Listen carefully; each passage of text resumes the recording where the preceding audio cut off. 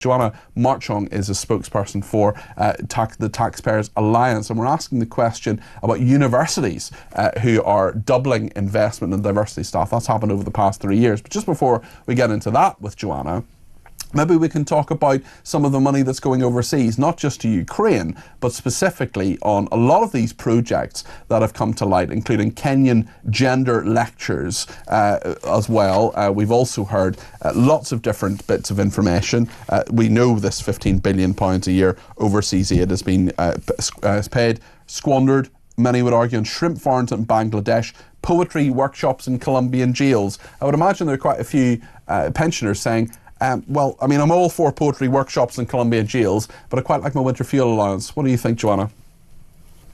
Yes, I think you're somewhat completely correct on the fact that foreign aid is being used for kind of silly projects, and we all see the kind of headline grants that have been given out. However, I will say that foreign aid, there's a level that has been committed, and we say that we will give it abroad, and that is completely fine. However, we need to just make sure that every single project that we invest in is actually worthwhile and will be fruitful in the end. Yeah, that's a very good point, because some of them, many people would argue, actually aren't that fruitful and aren't helping us here at home either. I just wonder, within the thoughts of foreign aid, and certainly the $3 billion that we're sending to Ukraine, perhaps peacekeeping troops as well, I mean, that could be a huge amount of public money that is being spent, and many taxpayers will say, am I getting value for money here? Is this something that I actually, as a taxpayer, support? Yeah, you will always have those questions. I think right now, considering that Britain is in a situation in what it is, especially when we have people at home kind of worrying about tax rises and problems with not being able to get a job, etc. We've just entered a personal recession.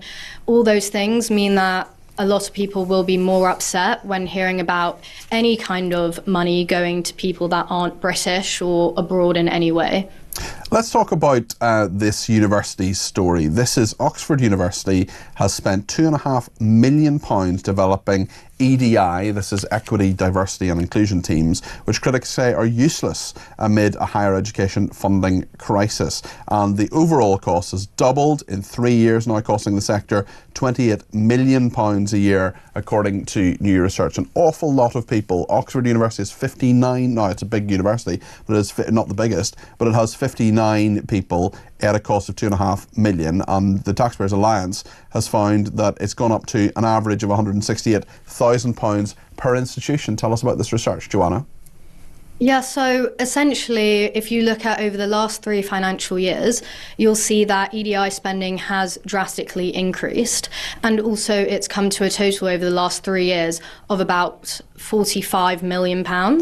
And this story, along with many others that the TPA have done, highlight a bigger problem within the public sector. One, you have councils spending about £52 million. You have NHS spending about 13 million and police forces spending about 11 million. So when you think about the whole picture of it, you see a spending of almost 120 million pounds going towards these roles, which have been proven to be ineffective and counterproductive. And something that a lot of people are very annoyed about as well, because it is a stark increase here. Why do you think this increase is happening, Joanna? Well, it's gone along with the trend of virtue signalling. We feel like we have to have something on paper to say, oh, well, we are trying to be inclusive, rather than actually doing the work to be that way.